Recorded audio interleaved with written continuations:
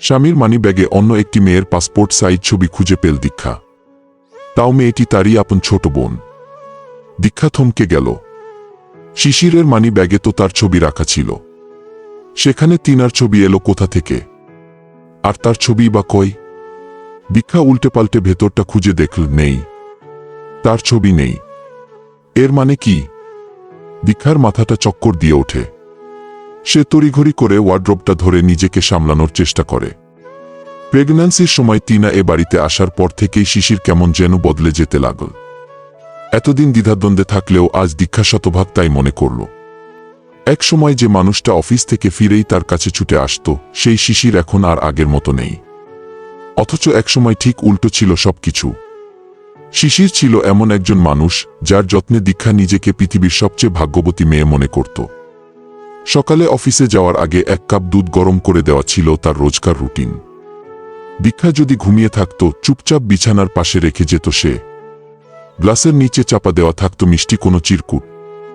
দুপুরে অফিসের হাজারটা ব্যস্ততার ভিড়েও মেসেজ আসত তার নাম্বার থেকে, খেয়েছিস তো? আর সন্ধ্যাবেলা ফিরেই এক দৌড়ে এসে দীক্ষার কোলে মাথা এলিয়ে দিয়ে বলতো, সারাদিন আমার মনের ভেতর এত দৌড়াদৌড়ি করিস, তোর পা ব্যথা করে না? সাপ্তাহিক ছুটির দিনে দুজন মিলে হাঁটতে যেত ওদের বাসার কাছের লেকপারে। কত দুষ্টুমি করত তখন।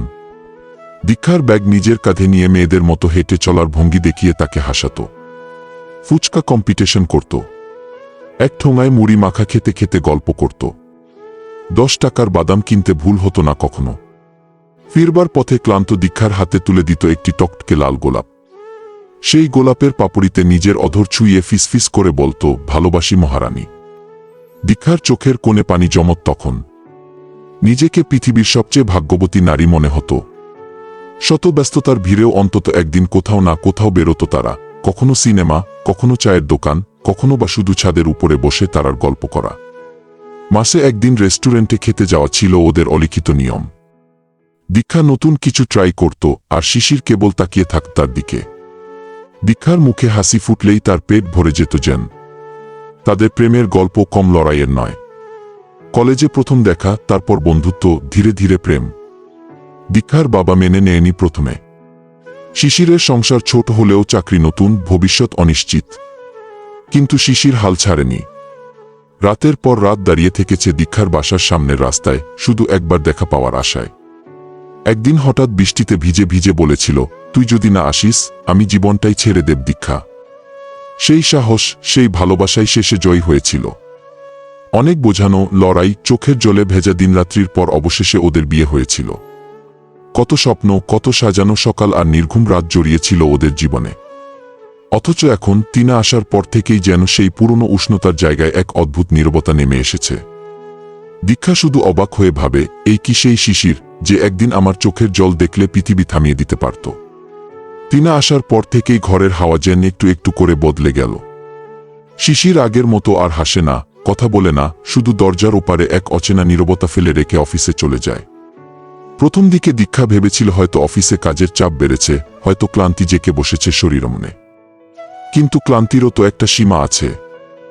আগে যেখানে শিশির অফিস থেকে ফিরে দরজায় ঢুকেই বলতো, দেখ, আজ দোলনচাপা এনেছি, তোর প্রিয় ফুল না, সেখানে এখন কেবল মোবাইলের আলোয় মুখ গুজে থাকা এক অপরিচিত মানুষ। অসুস্থ শরীর নিয়েও মাঝে মাঝে দীক্ষা রান্না করে, শিশির নির্বে খায়। মাঝে মাঝে তাকায়, কিন্তু সেই দৃষ্টির ভেতর আর আগের উষ্ণতা খুঁজে পাওয়া যায় না। একদিন দুপুরে ঝুমা বলল, ভাবি, ভাইয়া আজকাল খুব চুপচাপ, কোনো কিছুতেই মন নেই। তোমাদের ভেতর সব ঠিকঠাক তো? দীক্ষা হেসে জবাবে জানাল, হ্যাঁ, সব ঠিক আছে নন্দিনী। ও কাজের চিন্তায় আছে বোধ হয়। তুমি ভেবো না। কিন্তু মনে মনে কেমন এক শীতল শঙ্কা জমে উঠেছিল ওরও। তিনা বেশ মিশুক স্বভাবের মেয়ে। বাড়িতে আসার পর থেকেই সবার মন জয় করে নিয়েছে। হাসি খুশি, প্রাণবন্ত। শিশিরও প্রথমে তাকে ছোট বোনের মতো বলেই দেখত। কিন্তু সময়ের সঙ্গে সঙ্গে কিছু আচরণ বদলে যেতে লাগল। তিনার সঙ্গে শিশিরের আড্ডা, গল্প, অকারণ হাসাহাসি আর দীক্ষার জন্য অজুহাতের সংখ্যা ক্রমশ বাড়তে লাগল।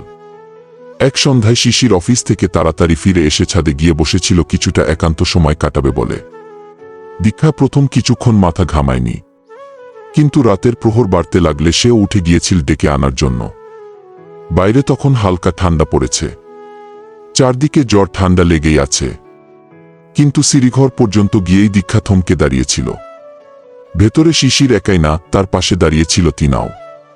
দুজনে পাশাপাশি দাঁড়িয়ে, শিশিরের হাতে জ্বলন্ত সিগারেট, দুজনের মাথার উপর চাঁদের আলো পড়েছে। কিছু একটা বলছে শিশির, চোখমুখ জুড়ে হাসি, হাসছে তিনাও। দীক্ষার বুকটা কামড়ে উঠল সেদিন প্রথম। এই জায়গাটা দীক্ষার ছিল। শিশিরের পাশে দাঁড়িয়ে চাঁদের আলো গায়ে মেখে হেসে কুটি কুটি হওয়া একান্তই তার ছিল। অথচ আজ সেখানে তিনা কেন? মনটা হঠাৎ ভারী হয়ে উঠল ওর। এগোলো না আর। পিঠ ঠেকিয়ে সিঁড়িঘরেই দাঁড়িয়ে রইল অনেকক্ষণ। ঝাপসা চোখের পাতায় কত কিছু উঠে এলো তখন। এই কি সেই শিশির যার জন্য এত যুদ্ধ করে, পরিবারের সঙ্গে মনোমালিন্য করে শেষ পর্যন্ত জোড়া লাগিয়েছিল নিজেদের সংসারটাকে, জয়ী করেছিল নিজেদের সম্পর্ককে?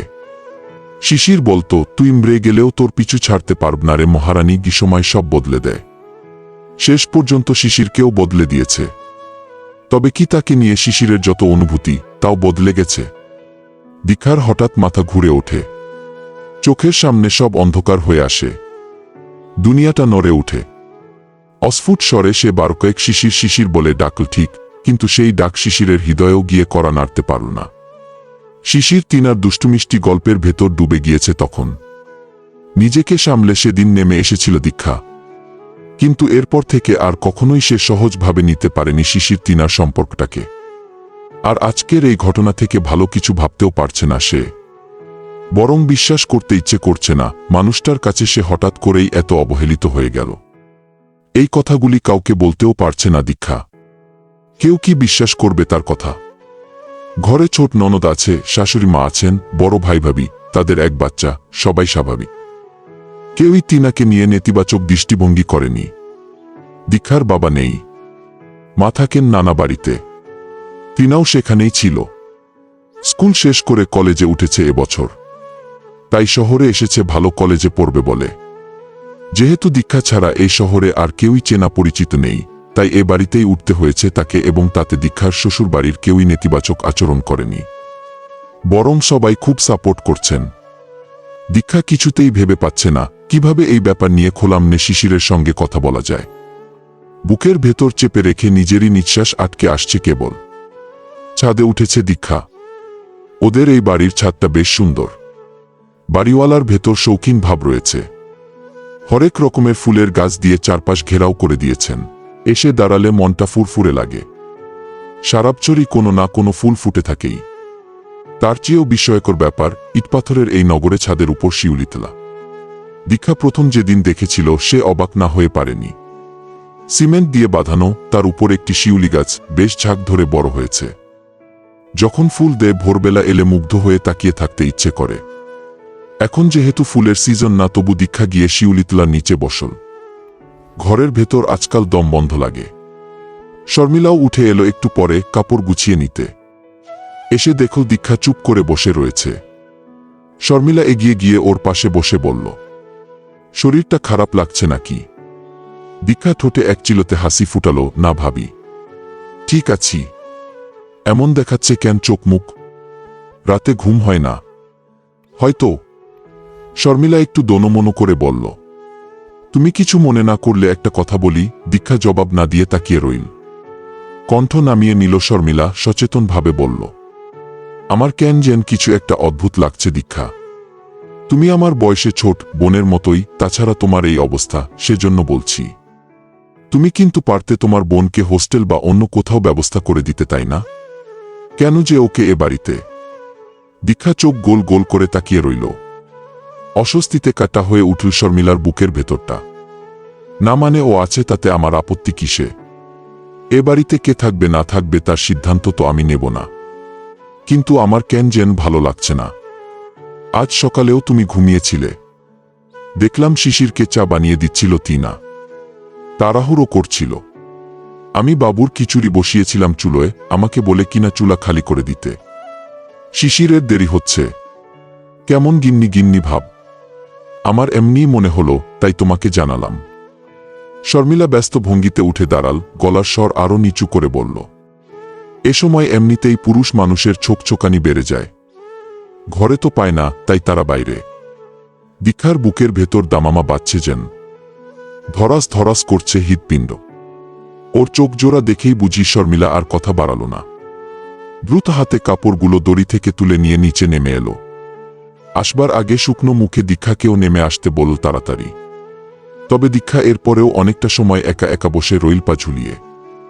দুচোখ বেয়ে টপটপ করতে থাকা নোনা জলের ধারা ভিজিয়ে দিতে লাগল তার গাল। থুতনি, শিশিরের আজ ফিরতে দেরি হচ্ছে। অন্যদিন এতক্ষণে চলে এলেও আজ তার রিকশার দেখা মিলছে না। তৃণার অস্থির লাগছে। আগামীকাল থেকে তার কলেজের ফার্স্ট টার্ম এক্সাম, কিন্তু পড়ার টেবিলে কিছুতেই মন বসাতে পারছে না। বারবার ছুটে গিয়ে বেলকনির গ্রিল ধরছে, রাস্তায় চোখ বুলাচ্ছে। এই বুঝি দেখা যাবে ঘামে ভিজে জবজবে হয়ে নেমে আসছে শিশির রিকশা থেকে। দীক্ষা ডাইনিং টেবিলের ওখানে দাঁড়িয়ে পানি পান করছিল। সে অবস্থাতেই তিনার এই ছোটাছুটি দেখল। কারণটা বুঝতে মোটেই বেগ পোহাতে হল না তাকে। দীক্ষা বেলকনিতে এলো। কাউকে খুঁজছিস? তিনা চমকে ওঠা গলায় বলল, না আপা। ঘুরে দীক্ষার মুখোমুখি দাঁড়াল। তাহলে এত অস্থির অস্থির করছিস কেন? তিনা ছোট করে বলল, এমনি।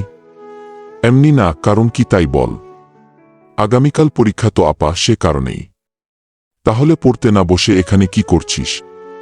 তিনা কোনো জবাব দিতে পারল না। দীক্ষা বলল, যা গিয়ে পড়তে বস। আর শোন একটা বলি, মায়ের কিন্তু তোকে নিয়ে অনেক আশা। কথাটা মনে রাখিস। দীক্ষার কণ্ঠস্বর শক্ত শোনাল। তিনা চলে গেল নীরবে। দীক্ষা গ্রিল ধরে দাঁড়াতেই দেখল শিশিরের রিকশা এসে থেমেছে। আগে যখন তাদের জীবন এমন নীরব নিটল ছিল না, চঞ্চলতা ছিল, উষ্ণতা ছিল, স্পষ্ট ভাষায় প্রেম ছিল, তখন প্রায় সময় দীক্ষা রেডি হয়ে থাকত। শিশিরের রিকশা দেখলেই নিচে নেমে যেত সুর সুর করে। শিশির এক ভ্রু উঁচিয়ে বলতো, কি চাই মহারানীর? দীক্ষা দুহাত ভাঁজ করে ঠোঁট ভেঙে আহ্লাদি স্বরে জানাত, চল না একটু হেঁটে আসি এদিক ওদিক। জানি তুই টায়ার্ড, তাও 10 মিনিট প্লিজ। সেই 10 মিনিট কখনো কখনো ঘন্টা খানেক হতো। পুরনো দিনের সেই সব রোমাঞ্চকর দিনগুলির কথা মানসপটে ভেসে উঠতেই দীক্ষার চোখটা ভরে উঠল। সেই সঙ্গে একটা বুদ্ধি খেলে গেল মুহূর্তেই। ঝটপট যেভাবে ছিল সে অবস্থাতেই গায়ে বড় একটি ওড়না মুড়িয়ে নিয়ে ধীরস্থিরভাবে নেমে এলো নিচে। শিশির সিগারেট নিচ্ছিল। দীক্ষাকে মেইন গেটে দাঁড়িয়ে থাকতে দেখে তার বুকের ভেতরটা ধক করে উঠল। ভ্রু যুগল কুচকে এলো। একটা মেদুর রঙের ছায়া নেমে এলো চোখমুখ জুড়ে। শিশির বলল, কিছু লাগবে? নিচে এসেছিস কেন? লাগলে ফোন দিলেই হতো। দীক্ষা নরম গলায় বলল, তোকে একটা কথা বলবো। রাগ করবি না তো? বল। একটু হাঁটবি এদিক ওদিক? আমি জানি তুই টায়ার্ড, বেশিক্ষণ নেব না, জাস্ট 10 মিনিট। শিশির স্থির চোখে তাকিয়ে রইল। দীক্ষার বুকের ভেতরটা ধুকপুক করছে। শিশির কি রাজি হবে না? মানা করে দেবে? চোখ জ্বালা করছে। জল ভরে উঠবে উঠবে ভাব। সে আপ্রাণ চেষ্টা করে মুখটাকে হাসি হাসি রাখতে, কিন্তু পারছে না। বুকের ভেতরটা পুড়ছে। কতদিন হয় শিশির তাকে জড়িয়ে ধরে না। দীক্ষাকে অবাক করে দিয়ে শিশির রাজি হল। সংক্ষেপে বলল, 10 মিনিট মানে 10 মিনিটই, 1 মিনিট বাড়তি না। এগো, যত মন খারাপ ছিল সব মুহূর্তেই উড়ে গেল। কোনো জাদু বলে মিলিয়ে গেল হাওয়ায়। খুশি মনে এগিয়ে এসে শিশিরের একটা হাত চেপে ধরল দীক্ষা, যেমনটা আগে ধরে হাঁটার অভ্যেস ছিল ওর। শিশির ছাড়িয়ে নিল না। টুকটুক করে দুজনে হাঁটতে লাগল পরবর্তী কিছুক্ষণ। বেলকনি থেকে ওদের গমন পথের দিকে বলে চোখে তাকিয়ে রইল তিনা। ভাবলেশহীন চোখমুখ। শিশিরের হাতের ভেতর হাত গলিয়ে দিয়েছে দীক্ষা। দুজনের মাঝখানে বাতাস যাবারও ফাঁকটুকু নেই। তিনার হাতটা গ্রিল ধরেছিল, সে জায়গাটা আরেকটু শক্তভাবে চেপে ধরল কেবল।